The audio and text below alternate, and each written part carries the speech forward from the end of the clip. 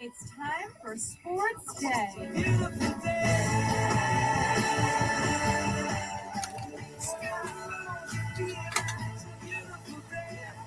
up. It's Sports Day with Dan Day. 'Tis the season, and we have got a lot on our plates. Start with the main course. Dolphins, Cowboys, two 10-4 teams. Two teams that have a lot to prove. Going at it tomorrow. That is going to be a 4:25 kickoff with my cousin Vladimir Lewisson. Vlad, we know what you're doing at 4:20, but at 4:25, you better be ready for that game. Mentally, physically. Why? Last time they played America's Game of the Week during the holidays, they lost to the Packers. Oh, yes, 363 days ago.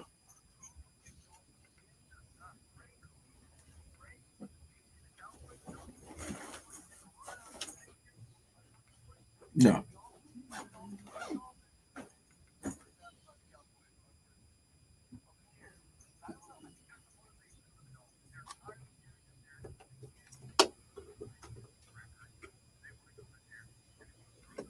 Yeah, it's the Fraud Bowl, baby.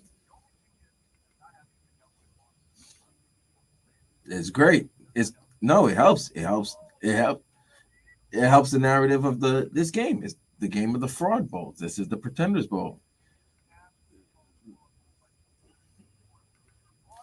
Well, two teams that are 10-4, but the narrative is, like you just mentioned earlier, that the Dolphins can't beat teams with a winning record or a physical team, and the Cowboys can't win on the road.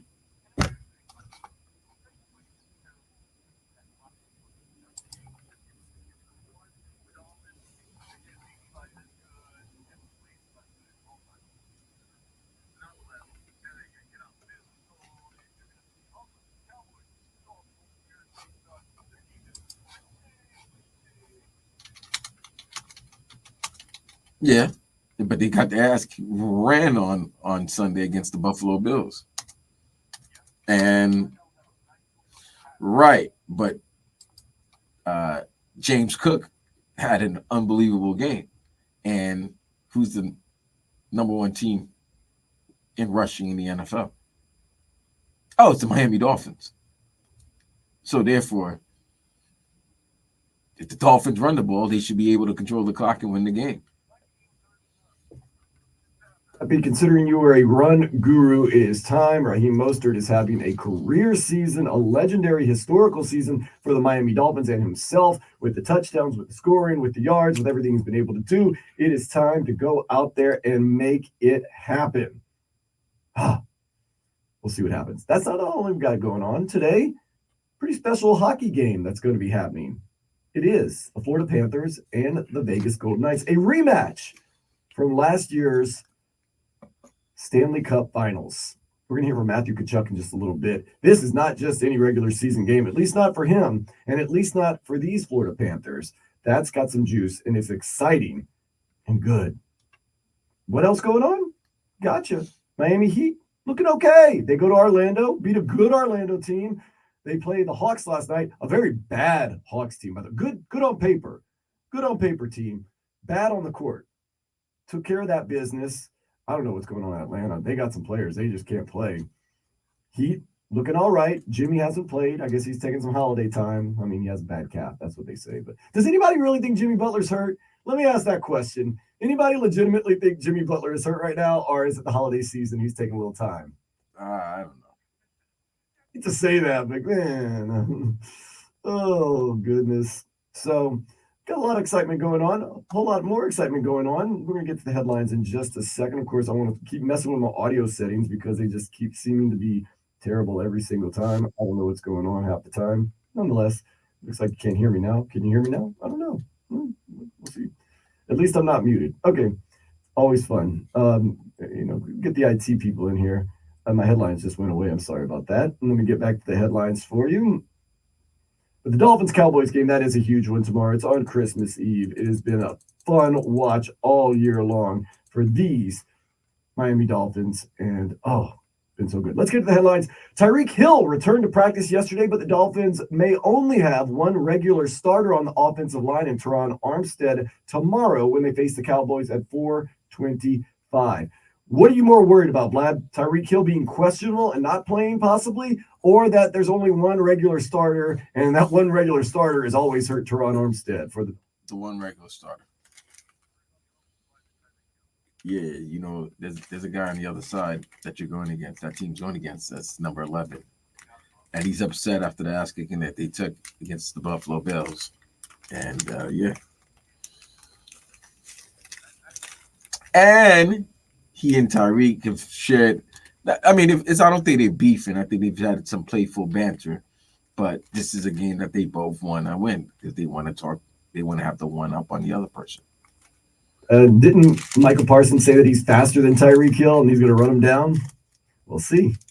Man, but that offensive line, we need to get going. This is a big game for both teams. This is both teams' way to prove themselves, even though a lot of people consider both of them frauds. Nonetheless, one of those teams will be considered less of a fraud. One will be considered a total fraud, win and loss. Or if they tie, what if they tie? What do we do there? Jury's still out. Welcome to the playoffs. Because the Dolphins win and they're in tomorrow to the playoffs for sure. So exciting. I want to say this too, and we can maybe get into this a little later. There's no, to me, real clear-cut MVP this season in the NFL. A lot of people saying Brock Purdy. If Tua balls out these Knicks. No, he's not going to win. So stop. He's not in it. Stop. Because I can. And the reason why it's the Tennessee Titan game and the fact that his numbers aren't that great. And the narrative is that he's nothing without Tyreek. So he's out of it. These next 3 games. Okay. Don't mean crap. Brock Purdy. Yeah. Get your fandom out, bro.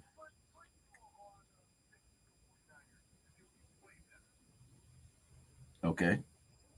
And I could Brock Purdy. But Brock Purdy, I could put Brock Purdy with this team and they still be good. It's the same system. It's the same system. Clearly, you're not. That's why you. Well, therefore, yeah. Well, get your hatred out and be objective. That's what we're here for. Yeah, that's great. Brock Purdy would be the MVP. Crap. Then don't say that you don't want to. Don't say he can have that crap when you just mentioned, hey, if he wins the next 3 games, okay, then. So then, yeah, the MVP is not crap. You want it. It would have been not you.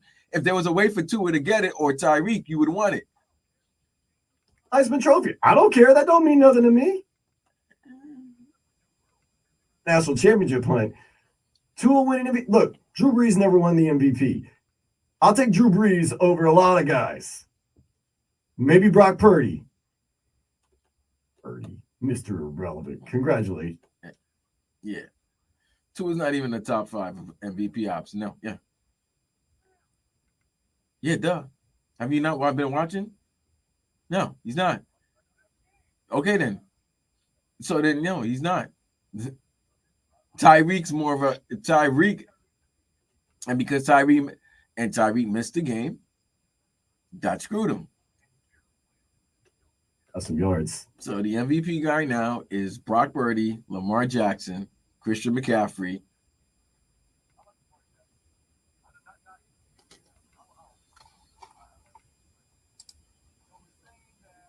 And Josh Allen still has a shot. Right, but have you seen the numbers? And if they come back and win that division, yeah. Well, I like Josh Allen. Unlike I think he's a great player.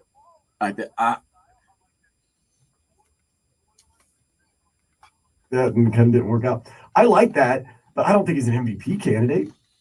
I think he's finally realizing, all these guys that can run, I want to become a pocket passer. Why? I know you want to extend your career, but why not do what helps you win games? I don't get that.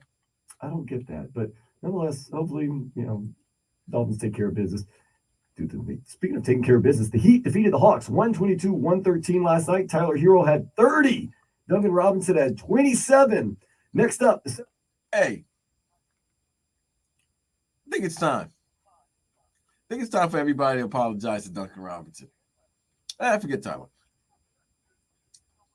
I'm not dumping on Tyler. It's the second game back. I need to see them play. I need to see them play.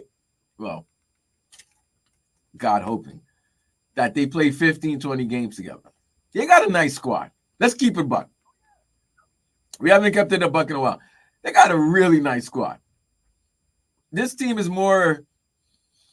This Miami Heat team has impressed me this season because I thought they were going to go through the motions. Because, dude, that was a long-ass season last year. You get to the finals, you play 5 games in the finals. You don't get you didn't get the trade that you wanted to make. All right, cool. But you drafted very well. Triple J, he's nice. He's nice. But to be that effective this early in your rookie year, he looks like a Miami Heat player. Like a perfect fit for the Miami Heat. Jay Rich playing well. BBL, Big Body Lowry. He does things sometimes. But you know what you're going to get from Bam. You know what you're going to get from Jimmy. But Duncan Robinson, since March of 2020, March of this season, March of this year, he's been a different Duncan Robinson. Tyler Herro's motivation. We greatly underestimated Duncan Robinson's motivation this season. I don't think any of us talked about, well, Tyler's going to come out and ball because he wants to prove something. None of us said, Duncan's going to come out and ball because he's going to prove something. He's proven something right there. Nah, but because we all ragged on him because of the contract and he was getting splinters in his ass sitting on the bench. You know what I mean? Right. But gotta give him credit. And I know sometimes people look at him, well, we're the professionals. That's what they get paid to do. But listen, we're all human. And we all have egos and we all are emotional beings. So therefore, when you're riding the pine, you're not getting the playing time, it can affect you. But he didn't let that happen. He was such a key contributor during the playoff run. And this season, he's played very well. And he showed there's more depth to his game than shooting. You kind of step it up. Oh, I mean, when you're balling on the offensive end, you step it up a little bit on defense. He's actually kind of stepped up a little bit on defense. But what I always say, what's the strongest muscle in the body? It's the brain. He's in that zone right now. He's confident. He's happy. He's feeling good. And he is playing like it. Duncan Robinson, kudos. I'll never fault a player for trying. You know what? No player wants to play poorly. Nobody wants to sit the bench. Now, when you have and you don't try and you make up excuses like my stomach hurts or whatever excuse, that's when I'll start being like, all right, come on. But players trying, they want to do good. Then people take it personal. They're like, I'm pissed off at Tyler Van Dyke because it's like Tyler Van Dyke ain't going out there trying to suck and trying to make your life worse. They're trying their best. I don't know why I took a shot at Tyler Van Dyke. I guess because he's gone now, going to Wisconsin. So. Oh, it's official? I know. Oh, he's a Badger. I know you. At Madison, I've lived in Miami. Culture shock, Tyler. He's gonna have fun in Madison. Yeah. Your virginity? Is that what you just said? Panthers got blown out by the St. Louis Blues 4-1 last night. They will host the Vegas Golden Knights in a rematch from last year's Stanley Cup Finals. A little matinee action at 3 o'clock. Panthers, I don't know, man. They need some goals. We want to talk about Matthew Tkuchuk later in the show, too. Does he need to go to the elbow room less or more? Depends. Some guys, man, they ball better when they're out. And then some guys ball better when they focus. I don't know.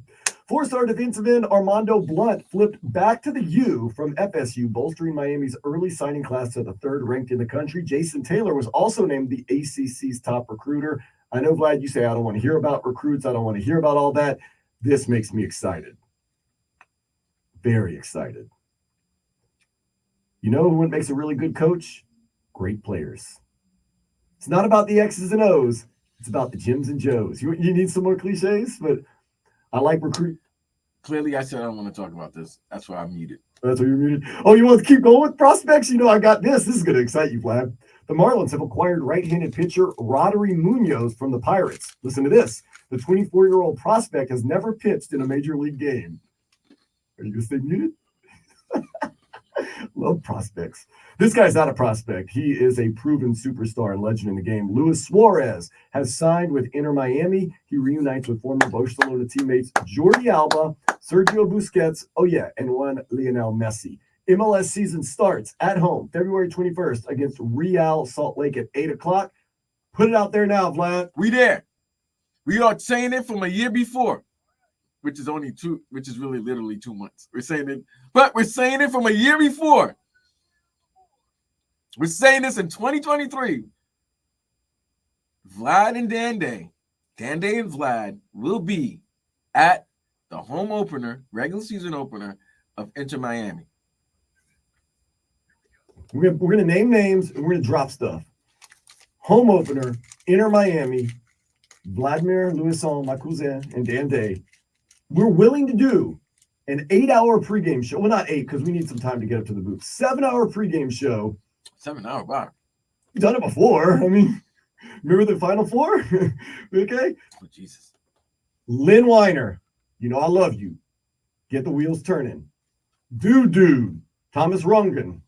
I got you at Elbow Room. Matthew Tkuchuk will be there. Joe Malfa. I went to O Manciello last night, an Italian restaurant on Biscayne. And congratulations to Joe. He got married recently. Joe, we got you. Chris Whittingham, Whitty. We've got pictures of you doing crazy things in the past. We got you. You take care of us. Was it Phil Shane? Phil Shane, my guy. That's my guy. You know how great Inter Miami is to have 3 great play-by-play announcers? And they're all...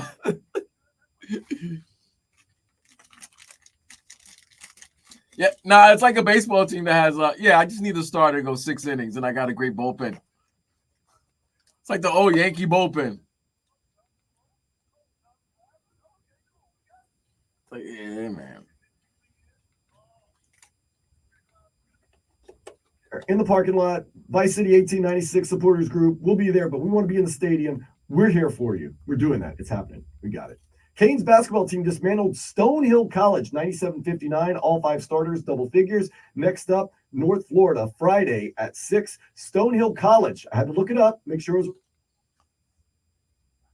Okay, because Marcos did that game, and Marcos was like, is this a real team? He thought this was like Bishop Sycamore.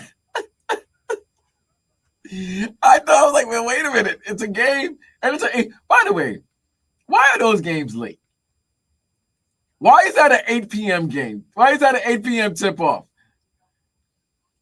I guess they try to enjoy every last second of South Florida that they can before they go to cold-ass Massachusetts. But, yeah, man. Yeah, UM is doing well. They got the only bad really loss that I saw was no, you know what? 2 bad losses, Colorado and Kentucky. Colorado was bad because they had the lead, and then all of a sudden they couldn't make a basket in the second half. Yeah. And that's not going to happen again. That's one of those. It happens. It happens, but that won't happen again. But they're playing well.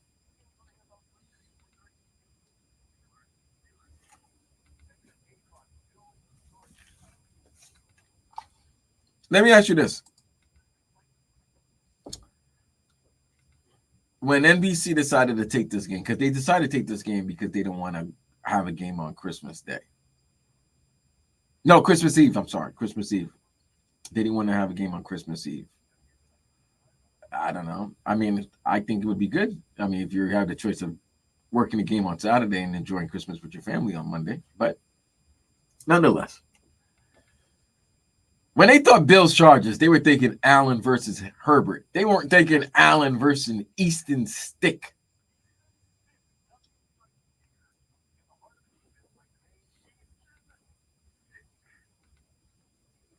He sounds like a baseball bat.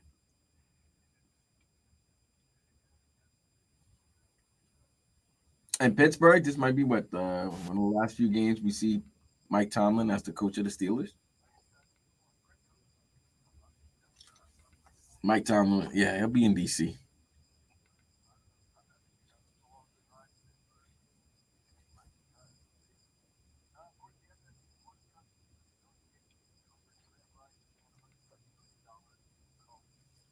conference. You and I have talked about this, Vlad. It's only a matter of time. It's nastiness. It's nastiness. I want to know. You know what? I want to know this. Since FSU was saying they wanted to leave prior to the season starting, I wonder if they got back at them for saying that. That's the reason why. That's part of because think about it. 5 members of the college football committee, playoff committee, are from the ACC. So it's like, yo, I don't care if I'm I'm repping for my conference. That money trickles down to the conference. So why wouldn't I do that? But nonetheless, it should have done it from the before. I was against it. Richie, you're right. You know what I'm saying? Richie from Boys Head, you're right. I've come around on it. Like, yeah, you got to get out of there. You got to go to the super conference and I'll forget it. Because, dude, even with the college football playoffs, right? Even though that they've gone to 12 teams, there's a good chance that the college football playoff committee could pick a 2-loss, 3-loss SEC or Big Ten team over a 1-loss Big 12 or ACC team because they're gonna say strength of schedule and the conference that they're in. So therefore, you got to look at it that you're not getting any help from the conference. Yeah. That's the thing. Well, the thing is, I'm at FSU. Like, we didn't want to be part of the ACC. You made us stay. We did everything we were supposed to do, and your conference isn't still strong enough to get us into the college Final Nasty. Four. Why should we want to stay here? We're going to go to the SEC. We're going to run the table. You're right. And then we're going to go to the finals. You're not doing us any favors. Why should we do you any favors? It's nasty. It's going to happen. Somebody the other day told me I was mentally insane for saying in 3 years, if FSU gets out now, in 3 years, there's 2 major conferences, SEC, Big Ten. It's right now. There's only 2 major. I know, but you know what I mean. There's not going to be a Power 5. There's going to be a Power 2. Like, there's no way you can do that. They'll find a way. They'll find a way. Millions and billions of dollars. They'll find a way. Ooh, Vlad, speaking of finding a way, I think it's time for us to find our way into the day sport. Hey, you. A Florida man robbed a store of a ton of cigarettes, got held up at his house for 4 hours by the police, where he shot guns at them, then eventually decided to set his own house on fire. Kind of defeat the purpose, don't you? It's not the distraction you're looking for to get away. Kind of defeat the purpose, man. Kind of defeat the purpose. Up next, we want to talk about Dolphins and Bills. Not getting too far ahead of ourselves, but we're going to take a deep look into that. You are getting a little too far ahead of yourself. It'll all make sense next here on 560 WQAM. UAM broadcasting live from the Ed Moore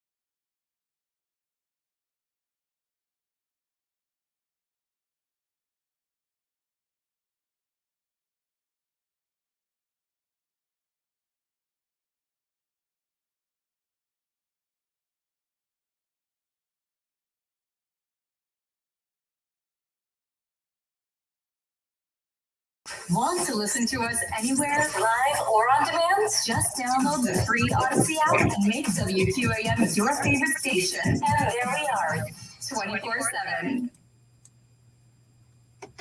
Hey, Jeff Saturday, if I said the Bills are the most dangerous team in the AFC, is that fact or fiction? That would be fiction. I'm not sure if anybody has seen the team in Baltimore, but there's a team called the Ravens who are a pretty good football team that I would say are the most dangerous team in the AFC at this point. Listen, they ran for 250 against the Jaguars, who we all thought would have a shot at the 1 seed. I know they've kind of stumbled around, but Baltimore has showed up all season. Baltimore, Buffalo, most dangerous team in the AFC need. Yeah, I think it's Baltimore. I think dangerous and scary are those adjectives that we can use to mean different things. But what it's called the best team, I think it's definitely Baltimore. Obviously, Superman over there in Buffalo. But you were with the Ravens on Sunday night in Jackson. It looks fantastic. I mean, the games they've lost, they've kind of given away a little bit in the fourth quarter. They still like a finisher, right?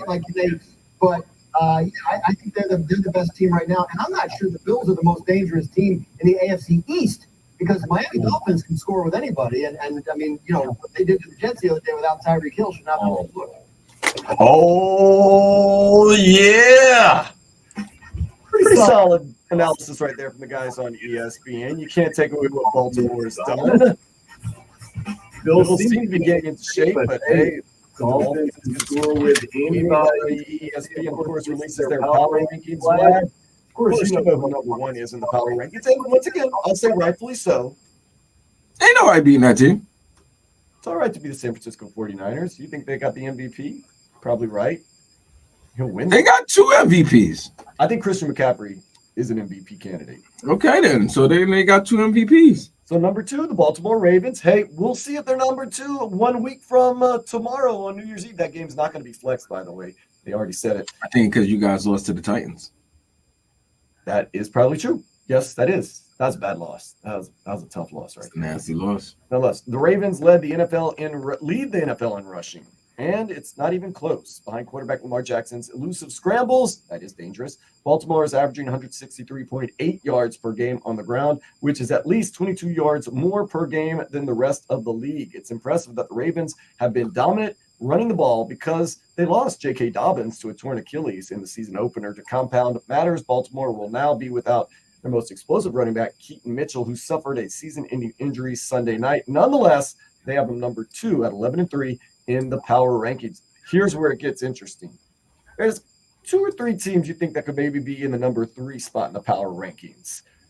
Maybe Miami, maybe the Cowboys, maybe the Eagles, maybe the Lions. Throw out the Eagles. They've been on a losing streak. Nah, Eagles on a 3-game losing streak. They're reeling right now. Throw them out. Detroit Lions, I don't know. No, I'm not. They were reeling too, even though they beat the Broncos on Saturday night. Listen, just because you win a game and you stop a nosebleed doesn't mean I'm automatically moving you up. You know what I'm saying? Like I get sick of that. I know, and this is what, especially in the NFL, it's a week by week. Yeah, it's week by week. So you're only as good as your last game, right? So everybody was right now. Seattle was getting crapped on, right? They come back with an unbelievable win Monday night. All of a sudden now, right? Seattle is a dangerous team now. They are. They're a dangerous team. But they lost. They had lost 2, 3 in a row. They lost, but they won one. Now they're a dangerous team with a backup quarterback. By the way, yeah, my face with that BS. So number 3, okay. You know what? I don't mind this because we know it doesn't matter if you're 3 or 4. Whoever wins the game is going to be moved up. The Cowboys power rankings number 3, 10-4. They're actually down from number 2. This is what happens when somebody sets an NFL record like Cowboys cornerback Deron Bland has by scoring 5 touchdowns, interceptions this season. Go ahead. Hold on, fam. Hold on. So what you're telling me is that the Cowboys, who got their ass beat 31-10, is still the 3rd best team in the league after they got beat by the Buffalo Bills? Power rankings, yep. Okay. Even though Benagany returned a blocked field goal for a touchdown at some point this season.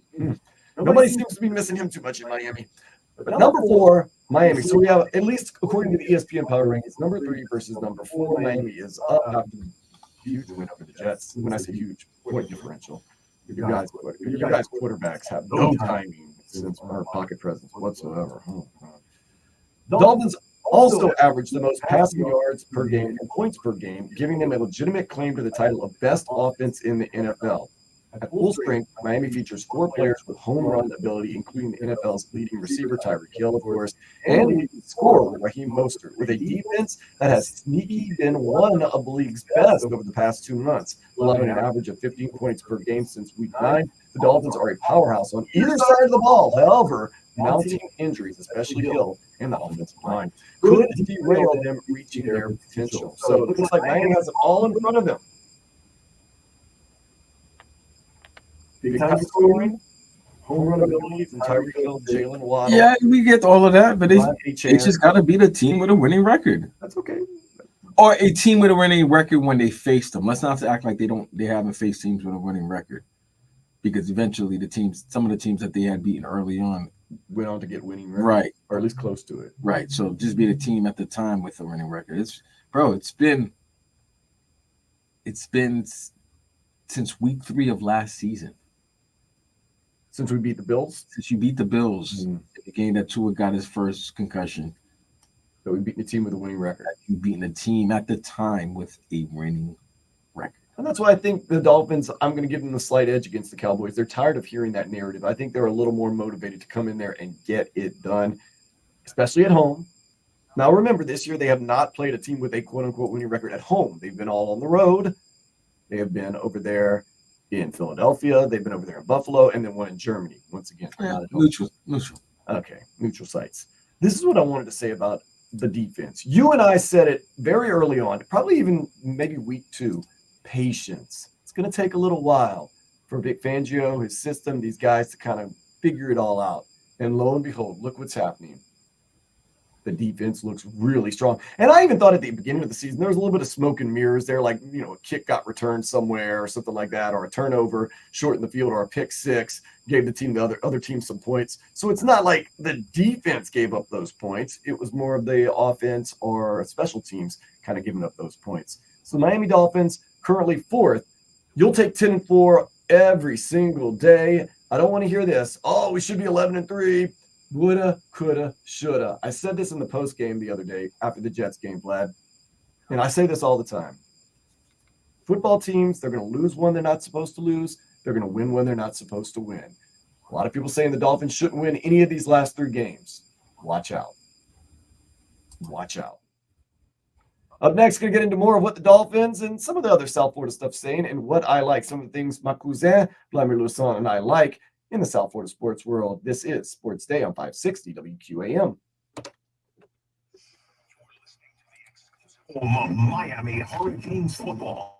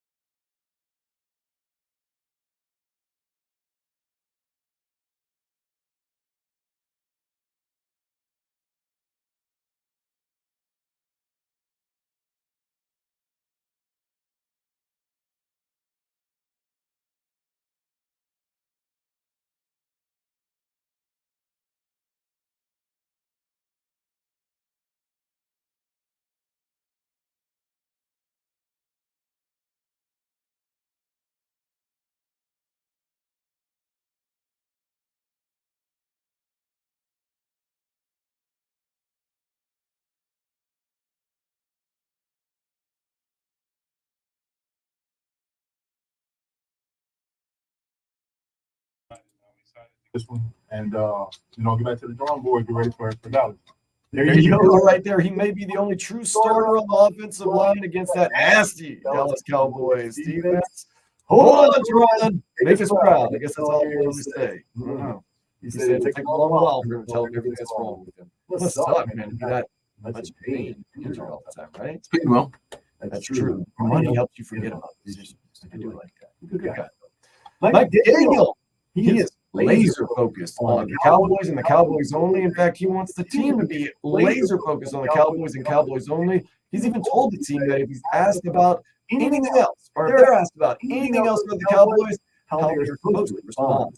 I instructed the players to anything other than concern yourself with the next opponent, which for us is the Dallas Cowboys, and any other narrative that has to do with good teams or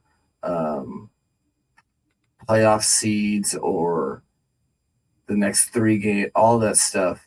I gave them the clearance to tell all members of the media to, with all due respect, F off. With all due respect. Because all we're focused on is the Dallas Cowboys. Okay. Coach, why don't you just say respectfully? All due respect. Yeah, you don't have to say with all due. Just put the Uli on there, and it says everything. You've been watching Hard Knocks as I have. No, I haven't. Okay, well, you watched some episodes. I've watched 2. Mike McDaniel can use the words, man. He knows the 4-letter words, and he uses them very often. Well, I mean, for his size and frame, you got to use something. You got to speak with authority. He uses the 4-letter words a lot. Well, he doesn't seem like the type. Why not? But look at him. Why? He's kind of nerdy. Seems real proper. He likes to use the words. Hey, you told him F off if you don't want to talk I about know, yeah, with all due respect, Sergey, it doesn't mean F you, but it's just say respectfully. Because, anytime somebody respectfully, that means they're going to disrespect you or they're going to say something disrespectful. So that's what that, with all due respect. Yeah, that's basically, yeah. Yeah, of course, those are code words right there. Guy that's been playing great lately, Christian Wilkins. He is extra motivated to play the Cowboys because last time he played Zach Martin, he'll admit it, Zach Martin got the best of him.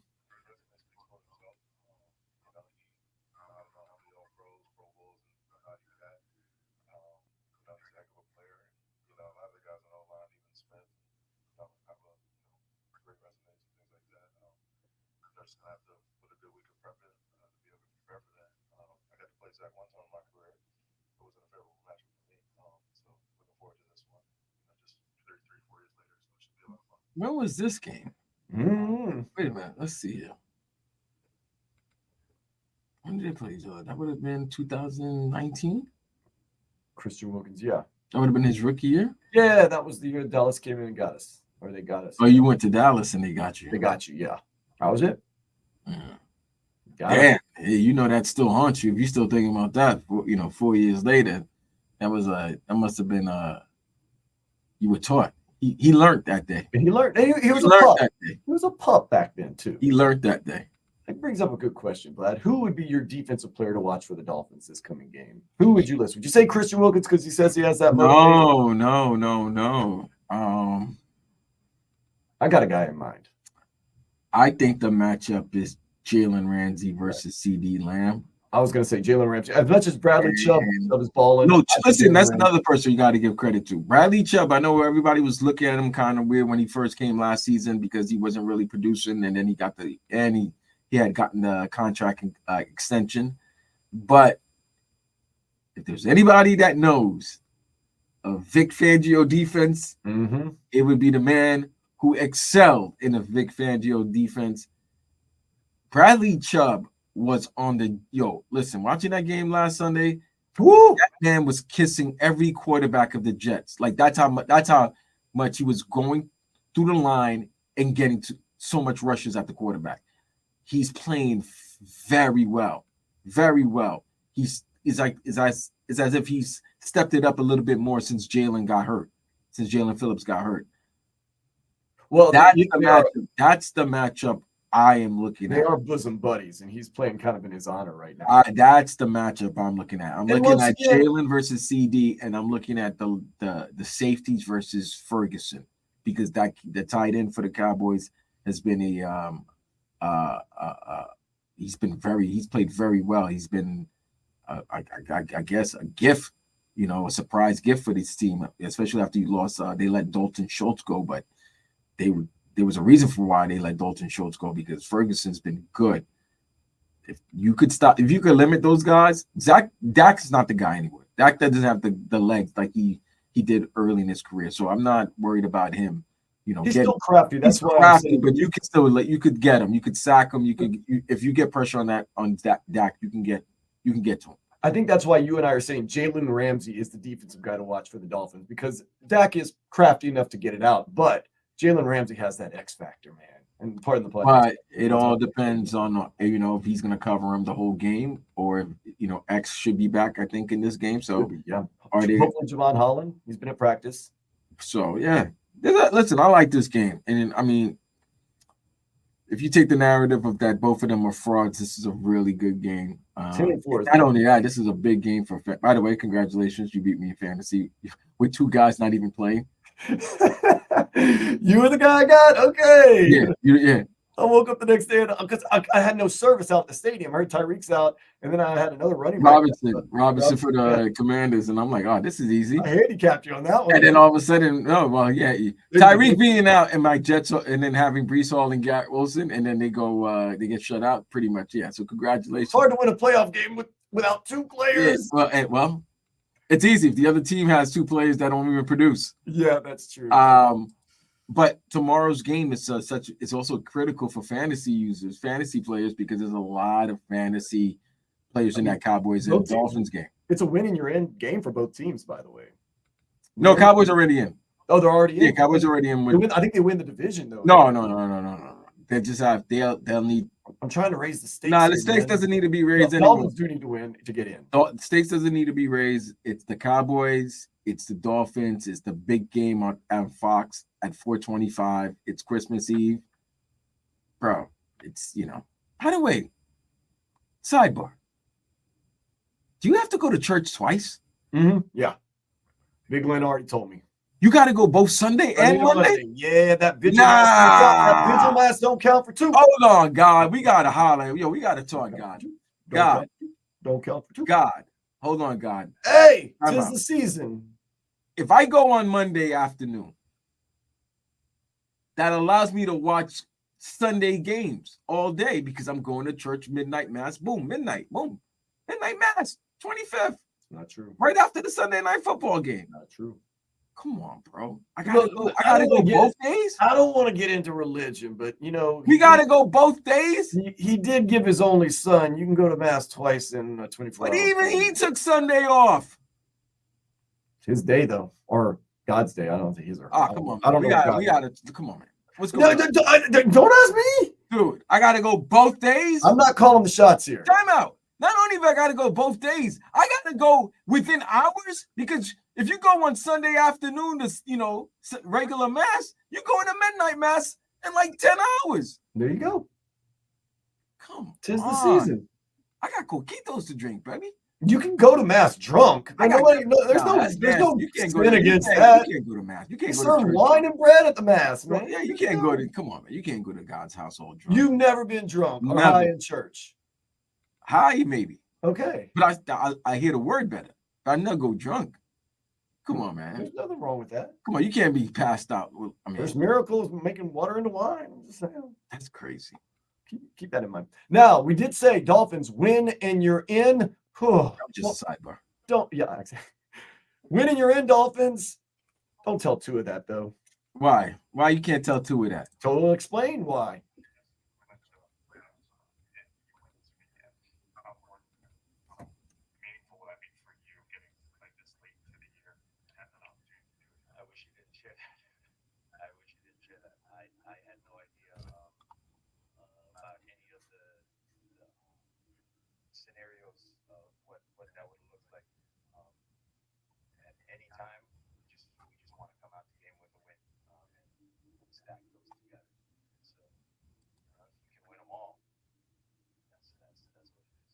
There you go. Just win, baby. Don't worry about the scenarios. You take care of business. The business will take care of itself.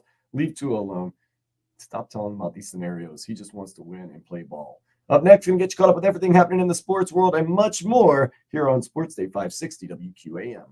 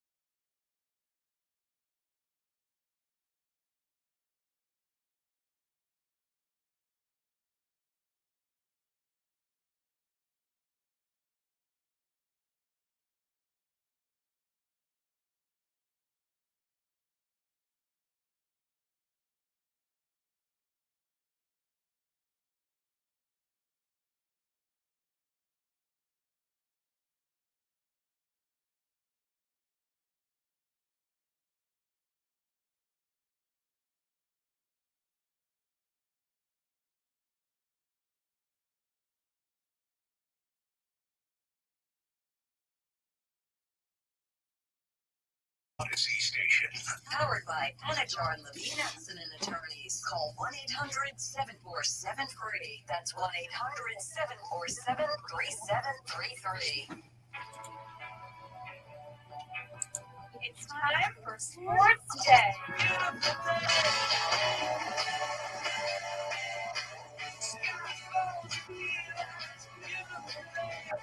it up. It's Sports Day with Dan Day.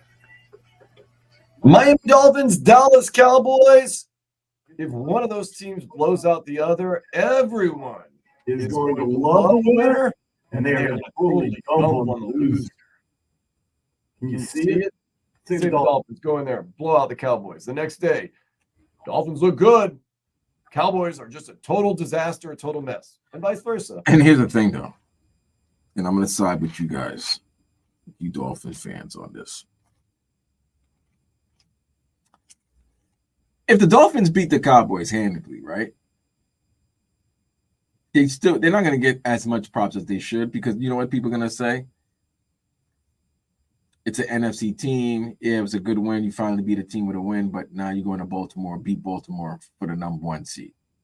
You know what I mean?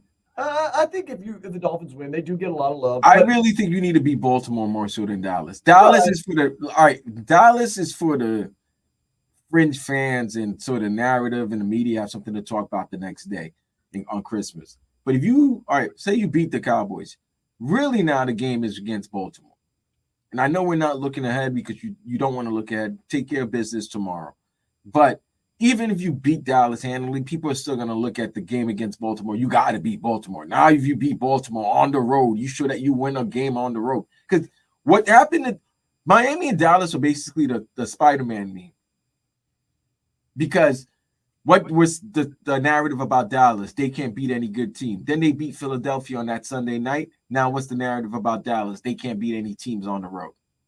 Well, what do you think is going to happen with Miami? Miami beats Dallas on Sunday, Christmas Eve. The narrative will be Miami hasn't beaten a good team on the road. Look at all their losses other than Tennessee. You mentioned it early in the first hour of the show. Philadelphia on the road, right? Buffalo on the road. Kansas City somewhat on the road. Even though it's a neutral site, but it was a Kansas City home game on the road.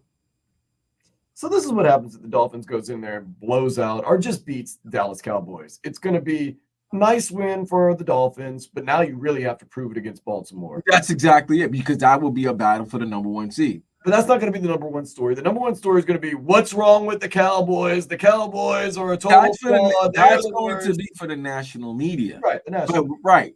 Win or lose, the Cowboys are going to be the talk. But Dolphins are in a tough spot. But in that, after they do the whole A and B block on Dallas, then the talk will be on Miami, because Tua is probably, other than Dak, probably the second most talked about quarterback in the league. Like, there's always an opinion on Tua. Like, there's always opinion on Dak. Yeah, this is the problem. The Dolphins win against the Cowboys handily, or however, the jury's still going to be out on the Dolphins. Like you said, there's going to be the whole, but they beat Dallas and Dallas can't win on the road. And, then Dallas isn't as impressive. It's going to be, the jury's still out. Go prove it against Baltimore. Dallas wins. Everybody's going to love Dallas. And everybody's going to say that the Dolphins can't beat anybody that halfway has a winning record or even looks good. And then they're going to say, Dallas is great. The Dolphins aren't good. And now, here's the other thing. Miami loses. After today's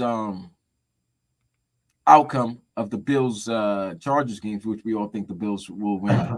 The Bills just won't go away. No. Go home. And then they got the Patriots in a revenge game. Go home. So Miami has to win one of these next 2 games just to solidify. You win one game, you know that you have a playoff spot. But we're in it could end up in a situation where Buffalo can either, when they in week 18 face Miami, they can either win that game and win the division and be the 2 seed, or lose and not even make the playoffs. That'd be beautiful. That would be great. Go. But Miami loses to Baltimore. Loses to Dallas and then loses to Baltimore. Then that week 18 game. A lot on the line. So yeah, this is what you look for. Mike McDaniel said all season, he's been saying it during the Hard Knocks. After what happened last season, the 5 in a row in December, they wanted to change that narrative, right? They started to do that when they beat the Commanders. The Titan loss was nasty. Did a great job beating my Jets. Now, these next 3 games, because if you look at it, that's the hardest schedule to me in the league. You're talking Dallas, Baltimore, Buffalo. You go 2-1, You're great. you're great. You go 3-0, oh my God. You're going to be everybody's favorite. You're 3-0, you're the favorite to come out Well, of the from AFC. They still love 49ers, barring anything crazy. But guess what? People will look at that game and be like, they would want to see that San Francisco-Miami game. The fact that Mike McDaniel came from the San Francisco system. You've got Raheem Mostert coming over. As a Dolphins fan, if you can only win one, you can only either beat Dallas or beat Baltimore. Which one do you want? I want Baltimore. If I was a Dolphin fan, I want the Baltimore win. The Baltimore win. Because here's the thing, and it's AFC. and I'm gonna tell you why. This is why it gets all beautiful, baby. You may hate the 49ers, but you better put on that maroon and go. Because guess who's Baltimore playing this Monday? They're going to be playing Baltimore, San Francisco 49ers. Right. If Baltimore loses that game, that means that Sunday afternoon game, New Year's Eve, they both teams are tied. So it's really for the 1 seed.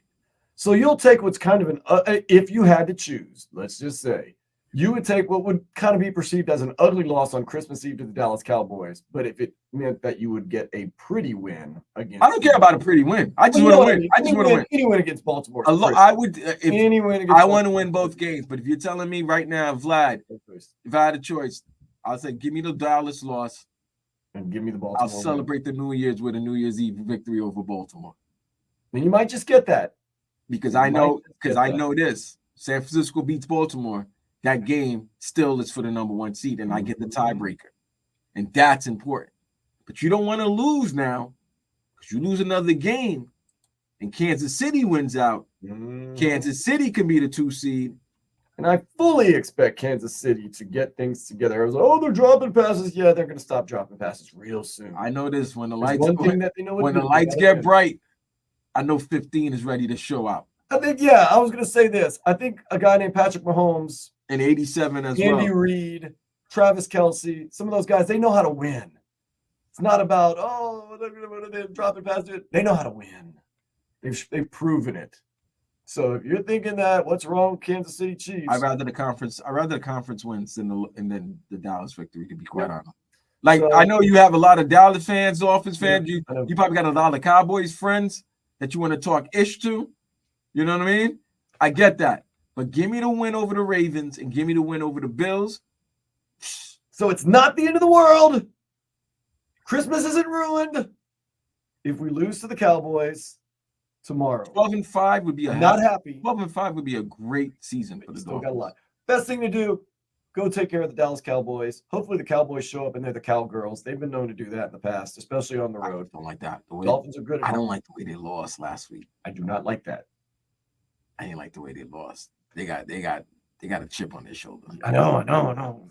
See, hopefully they're like the old Cowboys from back in the days. They coming to Miami Christmas Eve. They probably hitting, they're hitting the beach. They hitting South Beach right now. At least I know the 90s Cowboys would have. Gotta hit it. Playmaker would have been outside. Make it snow. Hey, if you see the Cowboys running around tonight or anything like that, make sure it's a very white Christmas for them. That's messed up. I mean, they're used to the White House, so hospitality, man. Hospitality. It's all about hospitality. But that's if you ask me, if I was a Dolphin fan, obviously you want to beat the Cowboys, just beat them. But the next 2 weeks following this game is more important. Yeah, you got to get 2 of those 2. If you get those 2 and lose to Dallas, you can forget about it. Dallas game, whatever. It sucked at the time, Christmas Eve, but you won the 2 big ones. And you're also going with momentum into the playoffs, which is pretty sweet. And you might have locked down a 1 seed. Yes, sir. Which is even more important because that means you get a week off to get some of these players that you want healthy. And then all you got to do is kind of get ready for Baltimore or Kansas City and some of those other teams. Whoa, that's down the road. Let's worry about that later. Let's get to the headlines. Tyreek Hill returned to practice yesterday. Do you think Tyreek Hill will play? I have no idea. I say yes. I say yes. But if you want to hold him out, I wouldn't mind. Now's the time, though. This is the part of the season where, like, oh, we're resting guys for the games that count. These are the games that count. It counts. It counts, but this ain't the NBA. You know, Roger Goodell don't care. It's not Adam Silver. People are gonna watch. They're not gonna. I know. Listen, you didn't need to play Tyreek against the Jets. No, right? Obviously not. And there was a big game. Waddle did great. Tua showed that. Waddle did great. Tua showed he doesn't necessarily need Tyreek. Well, and we're not crapping on. We're not going to take anything away from that victory because that's a still top 5 defense with a hell of a secondary, and Jalen Waddle went ham on them. It's a big game with another great secondary, an older cornerback in Stephon Gilmore. We're going to see. That's a matchup we would love to see. But if Tyreek's not healthy, I think the games that matter more are the conference games. Right. We kind of worked through the math. Baltimore and Buffalo are maybe slightly more important in this Cowboys game. If Tyreek Hill can't go, it's not the end of the world. As long as he can go those last 2 games, make sure that happens. I would rather him be healthy for those New Year's Eve and January 6th. Yeah. 4:25 kickoff against Cowboys. Tomorrow is Noah Igbenogany. Does he have revenge on his mind against the Dolphins tomorrow? Okay. The Heat defeated the Hawks 122-113 last night. Tyler Herro 30, Duncan Robinson 27. Next up, 76ers Christmas night at 8 o'clock. I do love the all-day Christmas, but man, when it starts to get to be like 8, especially like the 10:30 game, it gets a little blurry for me. I've been hitting the eggnog and the coquito a little too hard, if you know what I mean. I hear you, but what's great about this Monday is so much gambling will be a lot. There's going to be a lot of it. 5 NBA games, 3 NFL games. Yeah. That Hard Rock app is going to be feeling it. Oh, man. Ooh, the Panthers. I'm not even going to play. They got blown out by the St. Louis Blues 4-1. Thursday, yeah, I had to do that game. I produced that game. It was nasty. It was nasty work, bro. Nasty work. They're going to host the Vegas. They're struggling. They're struggling. It's a rematch of last year's Stanley Cup Finals. That's going to be today at 3 o'clock. Matthew Tkuchuk, he talked about it. They're struggling. Said, look, he's struggling, but this game is not just any regular season game. This game means a lot to our Florida Panthers.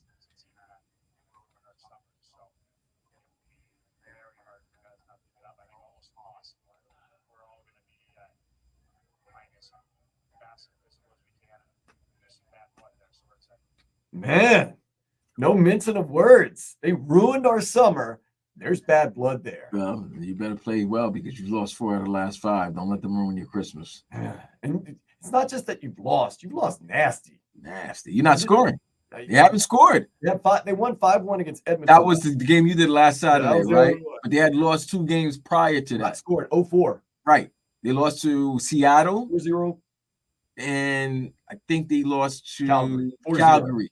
Then they beat Edmonton, but they lost to did they lose to Winnipeg? I think they lost to Winnipeg. Yep. And then they lost to the Blues. And they lost to the Blues 4-1. Like they haven't put it down. They haven't scored. They haven't been able to. Only Sam Reinhart's been able to score. But other than that, they haven't looked good offensively. And it's putting a lot of pressure on the goalies. Yeah, it's been tough, man. Luis Suarez, though, he's coming to Inter Miami. Oh my God. Solano's so happy. I know. We got Uruguayan national Luis Suarez, the most famous Uruguayan player of all time. I think so.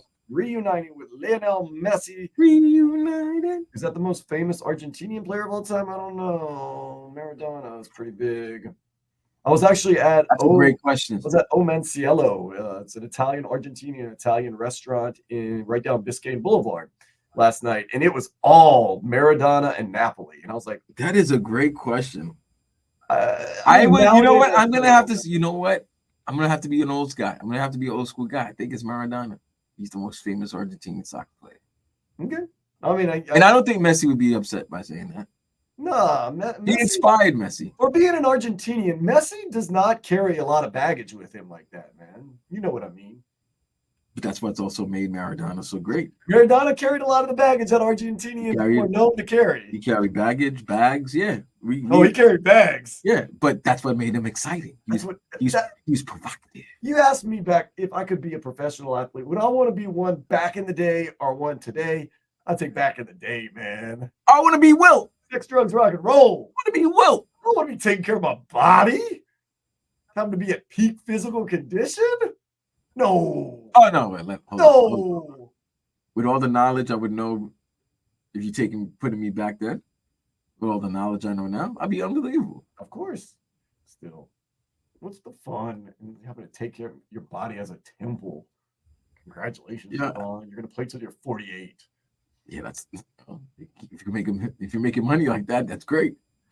I mean, it's not really that difficult. Hey, I get paid millions and millions of dollars to take care of, as long as my body's in good condition. All right, well, let me spend $2 million on that, so I can make $1 billion. Hey, how about you talk to Zion Williamson for me instead of? Oh, that's why you're upset by that. I'm not upset by that. Yeah, Fatty McDunks. It's all right. He's been having some issues. 2 games on the NFL slate today, 4:30, Bengals, Steelers. Then at 8 o'clock, it is Bills, Chargers. Chargers, Easton Stick. Can you do us a favor and put the Bills to rest? Probably not. Oh, that game's on Peacock. Okay. It's not on NBC. I'm supposed to be going down to the Wharf in Fort Lauderdale tonight, so I don't know if that game's even going to be on. I don't know. They got Peacock? I don't know. They might have people dressed as a peacock at the Wharf. It'll got a Christmas theme going. We'll see how that goes. Now you got multiple bowl games, a lot on today. The Birmingham Bowl is going on right now between Duke and Troy. I also have the Camellia Bowl between Arkansas State in Northern Illinois. Northern Illinois is whooping up on Arkansas State right now. It's like 21-6. Later on today, if you're so inclined, the Las Vegas Bowl, Utah and Northwestern, big names, and the Hawaii Bowl at 10:30. If you haven't got enough football, or you want to chase your bets, Coastal Carolina, San Jose State. Hawaii Bowl is not a bad bowl to go to. As a player and a fan, yeah, it's a nice little bowl.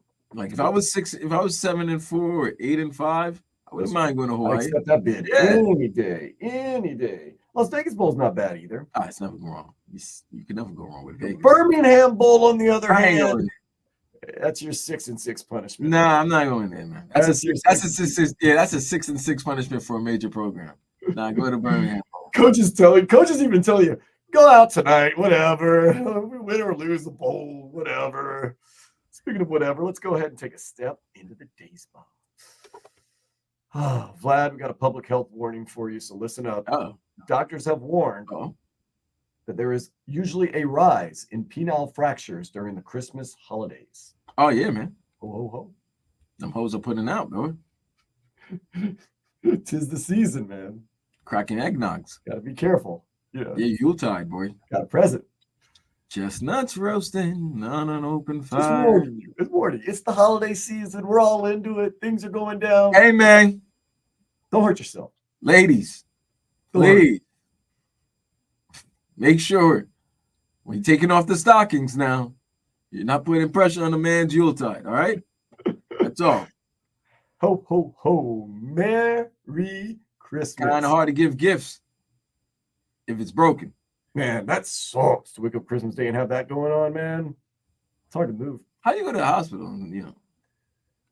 You just got to be honest with like, yourself, you got a doctor, I got a broken pelvic. Yeah, and guys, do your part too. Do due diligence and don't do something wacky, because we've had these stories where they inject some type of whatever, or they take some whatever, and just be careful, man.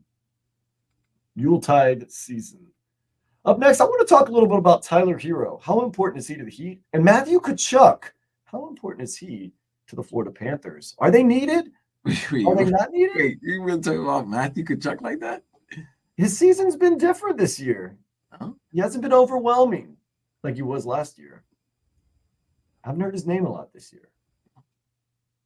Okay. Does he need to go to the elbow room more? Does he need to go less? Oh, my God. We'll figure it out next here on 560 WQAM. WQAM, broadcasting live from the Ed Moore Sawgrass Auto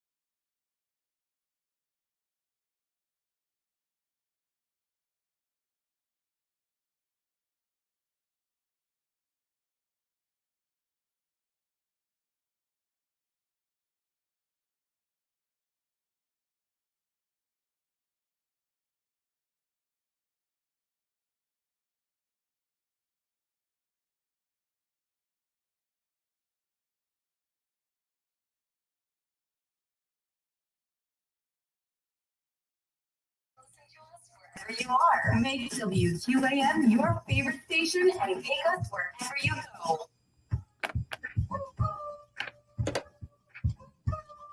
Happy Christmas Eve. Marcus Emler, Lewis Vaughn, myself, Dan Day, getting ready. Get a Stanley Cup Finals rematch coming up, 2:30 pregame for the Panthers and the Vegas Golden Knights. You heard Matthew Tkuchuk saying they ruined our summer. A lot of bad blood, so expect a big game from all of those guys involved. Matthew Tkuchuk, though, Panthers have not been as good as I thought they were going to be this year, and Matthew Tkuchuk has been a little more quiet as far as his play on the ice than I've expected. Some people have said over the past couple of weeks and stuff that the Heat are better without Tyler Herro. I don't know if that's 100% true. And Matthew Tkuchuk, where has he been? I feel as though both guys are central to their team's success. No matter what. If Matthew Tkuchuk isn't scoring goals, he's being an antagonist. He's causing some problems. Tyler Herro, I know they said, look what they did last year when he was out in the playoffs. This year he got injured and he went on a 7-game winning streak. Still, I'm not one of those people at least that says one or either of those guys needs to be on a different team, need to trade for different assets. Of course, Matthew Tkuchuk's here forever, so there's no way he's going anywhere. But I don't like to think about Tyler Herro. I think Tyler Herro's having obviously a career year when he plays. When he plays, key component there. But I think, trading them, if they're not on the team, they don't help you. Now, you could say, well, what if we get somebody good? I don't think that you're going to be able to trade Tyler Herro for Donovan Mitchell. Why not? I just don't think that's going to happen. I don't think they'll make that trade. Who's they? The Cleveland Cavaliers. I don't think the Heat will make that trade now. I think the Heat would make that trade in a heartbeat. Tyler Herro's playing great now. He's all of a sudden averaging when he plays. Stop saying that. He's having a career when he plays. Guess what? He's only played 16 games, 13 games, and all of them have been great. Guess what? I need you to play more than that. Duncan Robinson having a great year. That's good.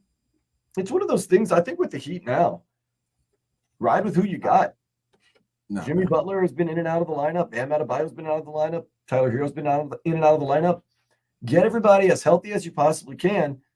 And this team's already shown you they're good without everybody. Much less the Heat would be a different team with a Donovan Mitchell there. Oh well, Donovan Mitchell's a great player. Right. So then why not? And he's a greater player than Tyler Herro. No offense to Tyler. Tyler's good, but he's just not, And another thing, I know people are gonna be like, well, Donovan hasn't won. Well, he hasn't been in the right system as well. You put him in with Spo and that Heat culture that everybody always, speaks highly of. And I think you would see a different Donovan Mitchell. So I think it's a good thing that these players are playing well because sooner or later there are going to be some teams who have good players that aren't contending, and they're going to have to let them go to get some type of assets back. You didn't get Dame. You're willing to give up Tyler or a couple of guys for Dame. Why wouldn't you give it up for a younger? So here's my question: since Tyler Herro has come back, has he played himself into not being traded, or he's only been back for 3 games, bro? Or actually played himself into more likely being? He's only been back for 3 games. Yeah, that doesn't matter. Those 3 games you can show him and be like, look. No. Stay healthy. I need, like I said, he's played so well, which is what I said earlier. I need to see 15 to 20 games with this team. Is Duncan Robinson untradeable now? No, he's not. Anybody can be traded except for Jimmy and Bam. Okay, but that's been made very, very aware. What if the Cavaliers come and say Tyler Herro and Jaime Jaquez Jr.? The Heat don't do that, do they? Jaime Jaquez Jr. I'm sorry, his dad might be listening. Do you mortgage the future a little bit? I don't know, bro. I really like Triple J. I know, but okay, so there's no way. I really know, he's really a good player. Right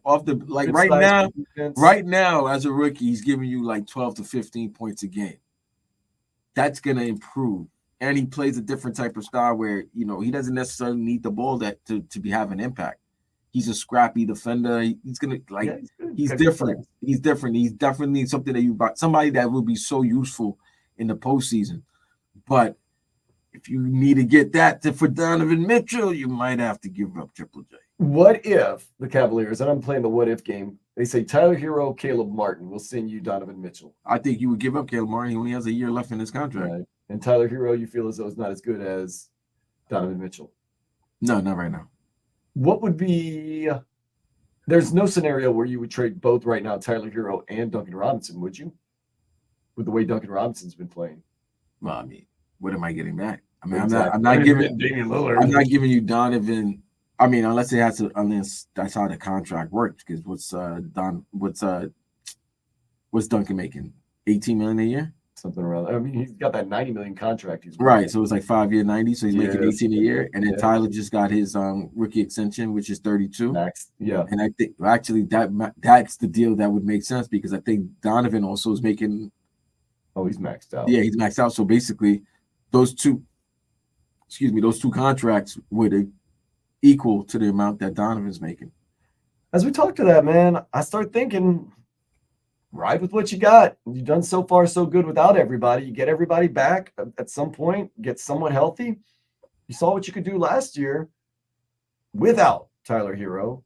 Now Tyler Herro's scoring at a clip that he's never scored before. I know he hasn't been healthy that much this season. I need to see them play together, bro. More than one game. I need to see all three of them to play. You want to see at least 15 to 20 games of Jimmy, Bam, and Tyler playing healthy. Together healthy. If they go in that 15 to 20 games, all right, say it's a 20 game sample size, and they go 17-3. Now I'm not messing with that. Nope. No, not at all. I'm not messing with that. Here's another question. Are you one of these people that believes that when everybody is quote unquote back, Tyler Herro needs to come off the bench? Nah. I don't believe in that either. No, I don't think Tyler's time is to be going back on the bench. I don't think that's the right message to be saying. Tyler does not want to come off the bench. But is Tyler a combo guard? Well, the other thing is this. Duncan Robinson even said he's more aggressive coming off the bench as a sixth man. When he's a starter, he defers more to Jimmy. Right, but here's the Bam. thing. He wants to have that edge. Well, who's your guard? Who's your PG? Who's the guy that's setting up the offense? Kyle Lowry. So it's Kyle. All right, so you got Kyle. And Josh Richardson. So Josh Richardson's coming off the bench? Supposedly, yeah. Who's your 4? Who is your 4? You would have Caleb Martin. Okay. All right, well. Bam's your 5. Although Spo doesn't like playing the numbers game. Jimmy 3, Tyler 2. And you got Kevin Love that you'd sub in there at the 4. You can platoon. I don't know. It just I do all the math, and there was a time when I wanted to trade Tyler Herro for Donovan Mitchell in the worst way, and now it's not in the worst way. It's like, well, the situation's right. Marlo, I know that this is the most locked Tyler has been, and that's great. But here's the thing, man. There always comes a time during the season when he gets banged up, and it's always at a time when everybody's like, "Oh no, what are the Heat going to do?" And the Heat always do what they always do. Figure it out. Find a way. Next man up, and they win. And you can't be doing that year after year after year with a player that you want involved in the journey, but he's never able to be involved in the journey because somewhere down the line he always gets hurt. When there's an opportunity for you to get somebody who might be a little bit better or is equivalent, and if you have a chance to get a Donovan Mitchell, I think you might have to do that. Donovan Mitchell has stayed healthy for the most part throughout his career. But I don't know. The more and more we talk about it, the more and more I think we're all right with what we have right here in Miami. I don't think we really need to make that big trade. Is it going to make us that much better to have Donovan Mitchell when we got Tyler Herro, Duncan Robinson that are playing well? We've got Jimmy that hasn't played a lot, but Jimmy can come back. Bam can do his thing. Caleb Martin, we know he's a solid player. Jaime Jaquez Jr. I'm not as needed to trade for Donovan Mitchell as I used to be. I'm a little more okay with what we got. But once again, Tyler Herro, you suffer another step back, another somewhat big time injury, you're in trouble. Because Vlad has already said it. You need to be on the court. Yes, you are locked in when you play, but one of your best abilities is your availability. So we'll see. But if Duncan and Tyler keep playing like they've been playing, I'm okay. I'm ready to ride. I feel good about this team. Injuries happen. Gotta get healthy at the right point. That's the thing. You can't always use injury as an excuse. Whether it's a valid one or not, you gotta get help. Tyler, stay healthy. Now we believe in him. Probably something really bad's going to happen. So I feel bad. I apologize in advance for starting to believe in the lineup that we have here in Miami. I don't know if we need any big type of trade or anything like that. I think we just need to get help and stay healthy, which is easier said than done. Is that right? Maybe. Yeah. They've been decent this year. They've been decent. And they haven't been healthy. No excuses. Everybody has injuries. But Tyler Herro and Tony Robinson, that 1-2 punch started to make me believe. Keep me believing, guys. Keep me believing.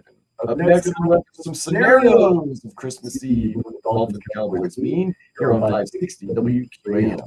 Game day uncensored on AM 560 Sports.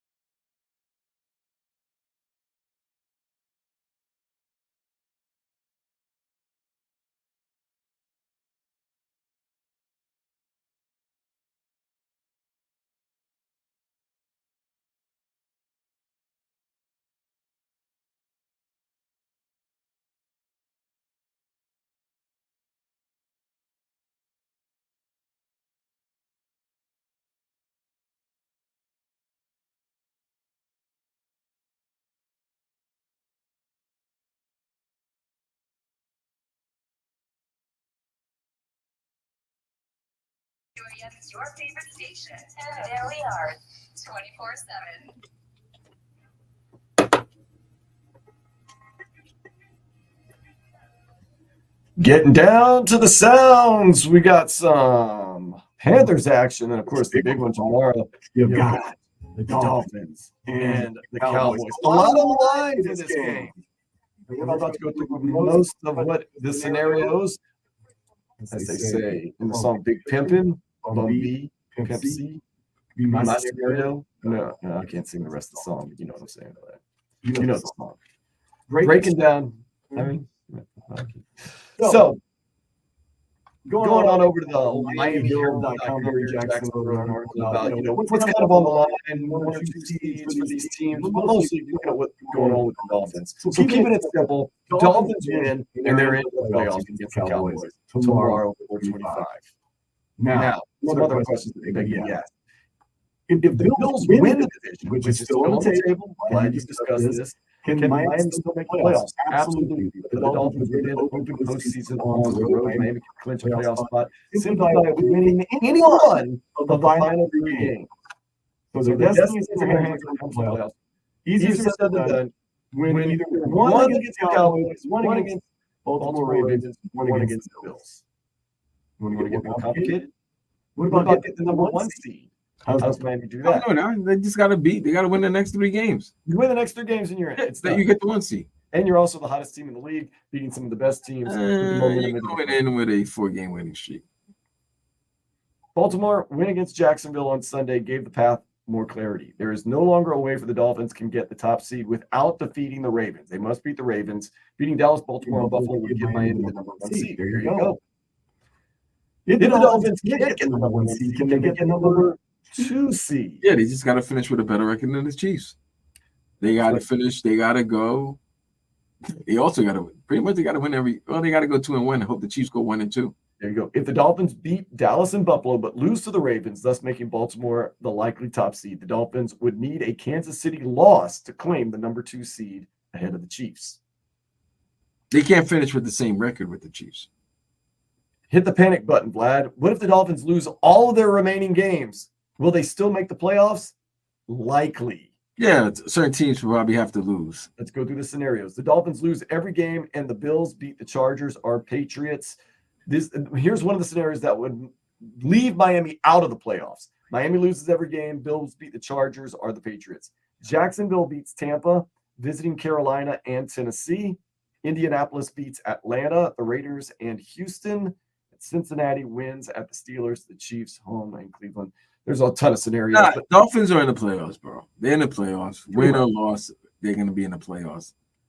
Now, it's not about wild card. It's about winning the division and where you're going to be seated as a division winner.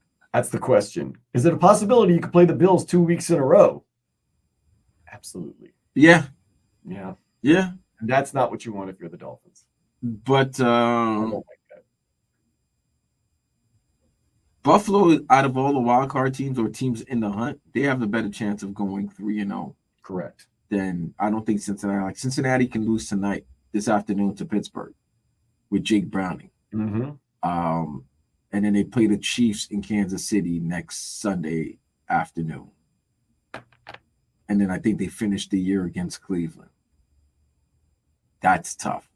Yeah, that's tough. Okay. AFC South, it's a flip a coin. Both South divisions in both conferences are the worst. They're terrible. It's a flip a coin. And no one wants to win either one of them, it seems like. Even though the AFC South has 3 teams with winning records, it's just that nobody wants to, like you said, take control of that division. Nope. So I don't think Houston or Indianapolis are going to go undefeated. Nope.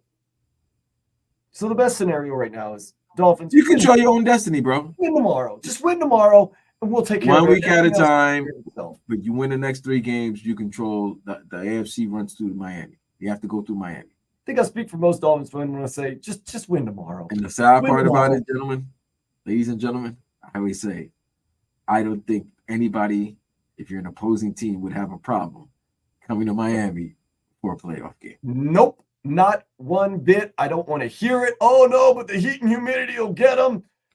It is way easier to play in Miami in January than it is, as you're going to see, to go up to Buffalo in December. Like tomorrow's game is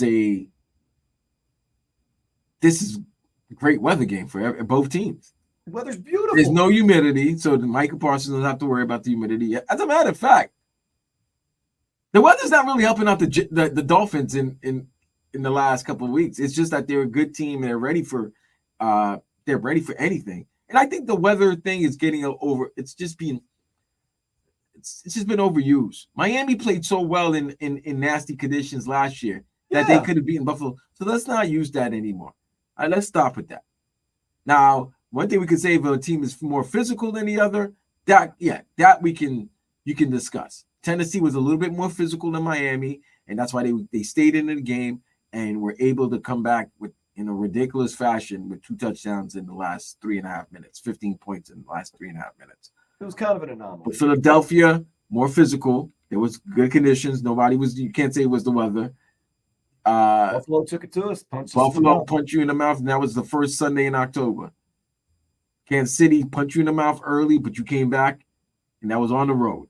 I don't want to hear anything about weather or anything like that. Just, lace up, and let's see what's up. Let's be realistic real quick, Vlad. Where do you feel seeding-wise the Dolphins will fall?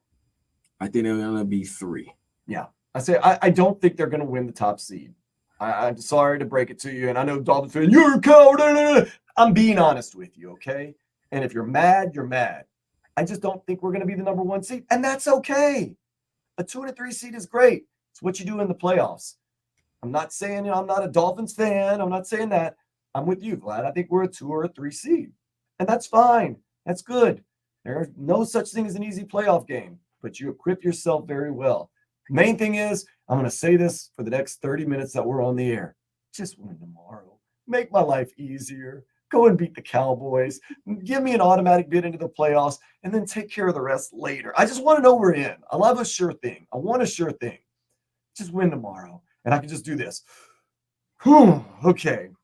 Take care of Baltimore. See what happens there. Buffalo at the end of the season. Take care of that. Then we'll get ready for the playoffs. I just want to know for sure. I like a bird in the hand is worth 2 in the bush, Vlad. Can I get that? Just win tomorrow. Okay. Jason Sanders. I don't care if it's a 55-yard field goal at the end of the game. Just win tomorrow. And we can breathe easy. Gonna breathe easy. Got 30 more minutes for you. Bakuzan, Vladimir Lusan, and I. Next, gonna get you caught up to date with everything that's happening in the world and the sports world in general. This is Sports Day on 560 WQAM.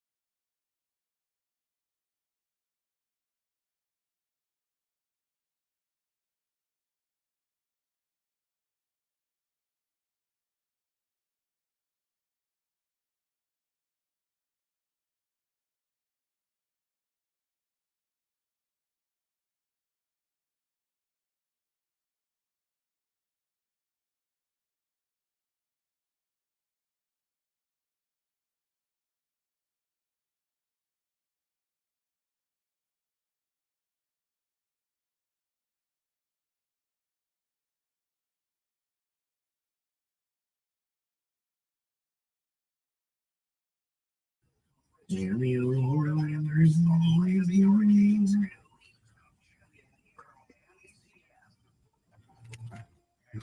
Station. Powered by John Levine Accident Attorneys. Call 1-800-747-FREE. That's 1-800-747-3733. It's time for Sports Day. Turn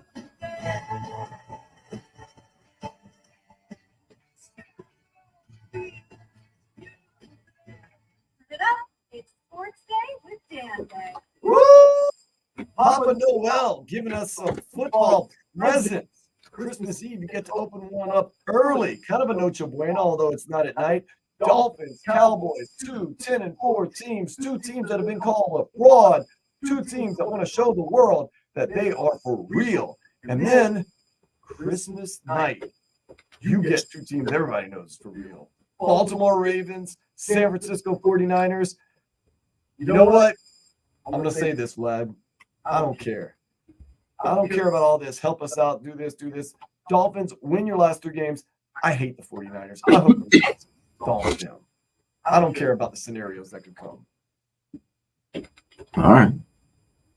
We'll worry about our games. And then we'll get I mean, you have that's a good question. What is the South Florida gonna do Christmas night? You watching the Heat Sixers or you watching Ravens Niners? You want to get a preview of the team that the Dolphins are facing the following week. Interesting That decision. is an interesting one. And you got the the reigning MVP and Joel Embiid and the 76ers. Who are playing very well. Yeah, they had 30-30-30 last night. I think he's this 13 in a row with scoring over 30 points, and So- they're 30-10 maybe. Embiid limped all around the court last night. He scored 30 points. Tyrese Maxey, who is a budding star in this league, he scored 30 points. And then Tobias Harris goes ahead and scores 30 points. 3 teammates scoring 30 in a game. Wow. Sixers fans have been asking Tobias Harris to be scoring at least 20 points a game throughout his entire career or throughout his Sixers career. And for some reason, once they let James go, they traded James. Tyronn Maxey has taken off. He's elevated, and this is a scary team. Plus, they have a very good coach in Nick Nurse. No disrespect to Doc, but Nick Nurse is a hell of a coach. Hell of a coach. Did a great job there in Toronto. Just, sometimes your time runs out. You can ask Mike Tomlin. Time might be running out in Pittsburgh, even though he's had a winning season. Wow, isn't that crazy? This weekend we're watching 2 coaches who are probably going to coach. This is the last time they're coaching their teams. I'm telling you. We're seeing Tomlin this afternoon at 4:30 against the Bengals, and then tomorrow we have Sean Payton and the Broncos versus Bill Belichick and the Patriots. Ooh. By the way, I may go to Mass because of that game being on. Oh, you have no interest in the let me tell you this. When they showed the schedule and I'm like, oh my God, a game Christmas Eve. Oh my God. I'm gonna be night. Christmas Eve night. I'm gonna be drinking cremas and coquitas. I'm like, I'm going crazy, right? I'm happy. Bong bong. I'm set. And then I see these 2 teams. Mm-hmm. I see that the Broncos are playing the Patriots, and it's like, no. Sunday night's I gotta find a different plan for Sunday night. I'm not about to. Saturday? No, it's Sunday. Oh, Sunday night. I keep getting my days mixed up. I don't know what's going on. I'm gonna keep it on while either opening or wrapping or doing whatever I'm doing. Of course, I'll be drinking some beer. No. I'm not watching. Got to see how my guy Sean Payton's doing. It's 8:15. Maybe y'all were a little hard on Sean Payton at the beginning of the season. I passed it by. I didn't know what he's doing. Trying to figure it out. Maybe I'll go to church at 8:15, skip the midnight mass, and I'm good. So go in the morning tomorrow, and then go back at 8:15. Yeah. Probably what I'm going to do. Let's see. Wait, Christmas morning is on a Monday. Well, yeah, you got to go before 4 o'clock. Well, depending on what your religion is, you got to go before 4 o'clock tomorrow to make it count for Sunday. I'd be a good Catholic boy. Yeah, and then anything after 4 o'clock or anything on Christmas Day counts for Christmas Day. The church. I think anything after 6 p.m. tomorrow counts for Christmas. 4. Is 4 it o'clock. after 4? That's the vigil time. Yeah. Oh, then we good. We good. You're good. Vlad. I'm not the Pope. I can't give you special dispensation. Can you be a cardinal at least? If you go tomorrow after 4 o'clock, a bishop. If you go tomorrow between 4 and midnight, I'll give you both days. Thank you, my Lord. Thank you. If the big man asks, just tell him I told you it's okay. Yeah, one of your sons. He said that it's okay. He knows everybody. He knows everybody. One of your sons. You got millions of them. Look, it's better one than none. Gotta get up early tomorrow. What's tomorrow? Yeah, tomorrow. Tomorrow's Dolphins Cowboys. So you can go to church before the Dolphin and Cowboys game and ask the good Lord to give the Dolphins a win. Dolphins a win, man. Yeah. Do need that. I would like that. And then get up Christmas morning, ask for a Heat win over the 76ers. Get that. 8 o'clock tip. Kaseya Center. That's not a bad little Christmas tradition. Or not a tradition, but not a bad little Christmas. You do the morning stuff, you open the presents, you eat, you do everything, then take your time, get on out to Kaseya I don't know if I Center, like go Christmas out. on the weekends though, bro. Christmas is on a Monday. I know, but I don't like it. I don't know if I like it like I know it's on a Monday, but the weekend with the holidays on the weekend, like Christmas Eve. And yeah, like it's because it interferes with sports. Okay. And sports is very important. Let me tell you this, man. There's gonna be a lot of people going to church praying for the gambling bets to hit. That's not a sin. That is not a sin. Not a sin. As long as it doesn't take over your life, and it kind of is because you're praying that But nonetheless, it's not a sin. You don't think somebody's not gonna be praying that they hit a parlay if they got the Dolphins and Heat on a 2-team parlay? Sometimes I pray that my friends hit parlays, and I'm not even betting. So I'm just saying. Oh, you're such a good person. I'm a giver. I care. That's all. Just saying. Got a lot of stuff going on. Tyreek Hill, he practiced yesterday. Don't know. He's questionable for the Cowboys game tomorrow, 4:25. Glad we've already talked about this. You can actually go watch it on YouTube. We have the clip. 4:20, burning time, 4:25 kickoff time. I mean, depending on what you're burning. If you're using a bowl or a bong, yeah. But if you smoking a blizzy, it might be longer than that. You still might be toking while the kickoff happens. That's okay. It's depending on how tight you pack it. As long as they don't cough up the ball. Okay. Yeah, you don't want to cough up the ball. The Heat, they beat the Hawks 122-113 last night. Tyler Herro, 30, Duncan Robinson, 27. We got that Christmas night game, 8 o'clock, 76ers. Should be an interesting one. Panthers, they're getting ready for the Vegas Golden Knights. That's coming up right here on this station, 2:30 pregame, 3 o'clock puck drop. We need a win. Doug Plagans on the call. We need a win. Yeah, we do need a win, actually. It's not a must win, but it's a huge By the way, I hope this is a nationally televised game, but shout out to the league and to the Panthers for having a nice Christmas Eve game Saturday afternoon. You can do some early shopping by Sawgrass and then, hit the arena 3 p.m., watch a game, and still can head out, get some dinner and everything like that. Oh, by the way, guys, it started, but it's sports related. 2 big fights this afternoon happening. Oh, go on. What you got? You got Anthony Joshua fighting some jabroni, and then Deontay Wilder fighting another jabroni. Oh, good. But hopefully they win these fights so that we can have those 2 bums fight each other, because obviously nobody can fight Tyson Fury because he'll mop the floor with either one of them. So they've been talking to each other for years.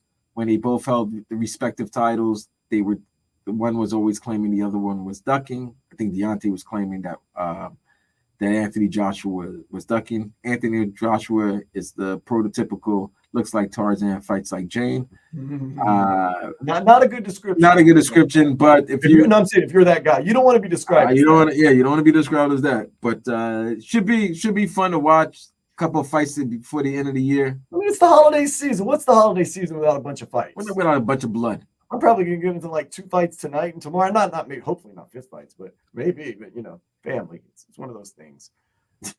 Luis Suarez, he is officially coming to Inter Miami. Buddy, you might say it's the new Heatles because you've got Jordi Alba, we're like Busquets, Lionel Messi. Thank God Neymar. Suarez. Neymar didn't take that oil money. We could have had the Barcelona trio. Only difference is the Heatles were in their prime, and these guys not so much. Although Lionel Messi still got some. Is Neymar coming another 2 years Yes, that's the plan. As soon, or maybe Mbappe in like another 6 years too. We're just gonna keep cycling and giving away shares of Inter Miami to get stars over here that are finished their EuroLeague days and stuff like that. Newell Old Boys are coming to town. Me? That's Lionel Messi's initial team. Oh yeah, in Argentina. They're playing. It's going to be a friendly here at Dry Pink Stadium. Can we say it? Can we say it? We need to be there. Can we get a friendly? Maybe. We'll see. We've already called out the necessary names and situations. They know. They're listening. Definitely need to be there for that Real Salt Lake game, February 21st. Dry Pink Stadium, opening of the season. It's going to be exciting. 2 games NFL, Bengals, Steelers, 4:30. Then at 8 o'clock, Bills, Chargers. Come on, Chargers. And last but not least, real quick, before we go to break, let's take a step into the day spa. Vlad, have you ever wanted a personalized license plate? No. Good. Neither do I. I don't want to spend the money. But Illinois had to do some rejecting the other day. DZ Nuts and MILFs. Some of the names they had to reject for personalized license plates. These nuts? You know. Cool. I don't mind either of those. Now, if I drive by a MILF's license plate, I am definitely looking in that car. I'm serious. Just saying. It's stupid though. Come on, man. That's some stupid personalized license plates, man. First of all, like to pluralize MILFs is like you're always gonna have to roll with a crew, though. You can't just roll. But what if she rolls with a crew? No, then that's something that you and I need to look into. Look into that. We're gonna close things out next. Get you ready for the Panthers game here on 560 WQAM.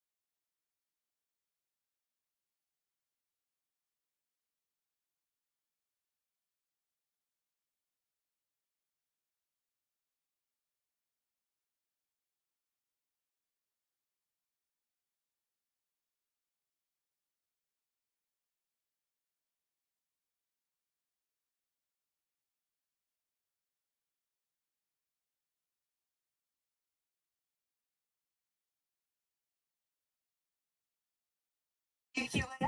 All our shows, all our games, all our shenanigans. WQAM on your smart speaker.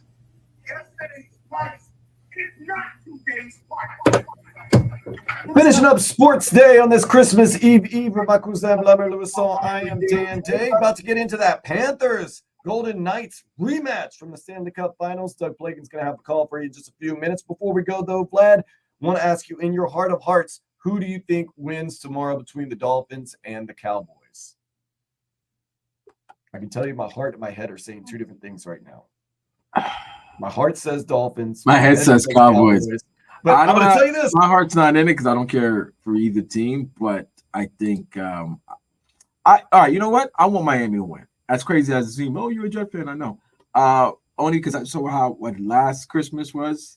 It was nasty. Last year's Christmas was nasty. It was not fun. After the Packers lost. So big game. You're the game again that everybody's watching, the national spotlight. I think everybody plays, and I think everybody's healthy, and they beat America's team. And on Christmas Day, undisputed first take, everybody get up. They're all talking about the Dolphins beating the Cowboys. Yeah, my heart. I'm going with my heart. I think the Dolphins, if I'm betting with my wallet or you're putting a gun to my head, I'm saying the Dolphins are going to find a way to win. They have the motivation. They want to end the narrative that they cannot beat a team with a winning record. They get them at home. They get them Christmas Eve. I think they get the Cowboys. Do you think the Heat beat the 76ers tomorrow? No, they don't beat the Sixers on Monday. On Christmas Day? No. I am going to go. I think the 76ers are going to win. I just think you have right now the way Embiid is playing. He's trying to play for a second MVP. He doesn't want to. He wants to make sure that when you discuss best player in the game right now, his name is right up there with Jokic. Bam does well, but Embiid's at a different level right now. And in just a couple of minutes, we're going to get the grudge match, the rematch from the Stanley Cup Finals. You got the Panthers and the Golden Knights. Panthers have been Panthers winning. Okay. Panthers winning. Golden Knights have been good. Yeah, I don't like it. I don't like the way they've been playing. 4 out of 5 losses. Nah, I don't like it. We heard Matthew Tkuchuk said they ruined our summer. This is a grudge match. This is dirty business. I got the Panthers. Don't let them ruin your Christmas, man. I need the Panthers to win. I think the Panthers win a great game, 4-3. Should be a fun one. Should be a wild one. We're going to have that Panthers action for you, of course. We're going to have the Heat game on for you. We've got Game Day Uncensored. That's going to be tomorrow starting at noon, if I'm correct. Yep, noon to 4:25. So we're going to get you all the way covered with that. It is an exciting one. It doesn't get much bigger than this. Coming up tomorrow, Christmas Eve, Dolphins, Cowboys, the whole nation watching. 4:20, get your mind right. And then 4:25, we get kickoff, and it is going to be rocking. Well, me cousin, if I don't see you, man, Merry Christmas. I was going to say, Merry Krima. Merry Christmas to all you listeners. Sergey. Hope that RB Richie, Mario, all again, Manny, all of them, all our listeners and people that listen to the station. Merry Christmas, everybody. Happy holidays to everybody at the station. Shout out to Miss Bonafide because she's been texting me. Monique. Yeah. Shout out to you. Merry Christmas to you and your girls. Panthers on the way. This has been Sports Day on 560 WQAM. Later, fools.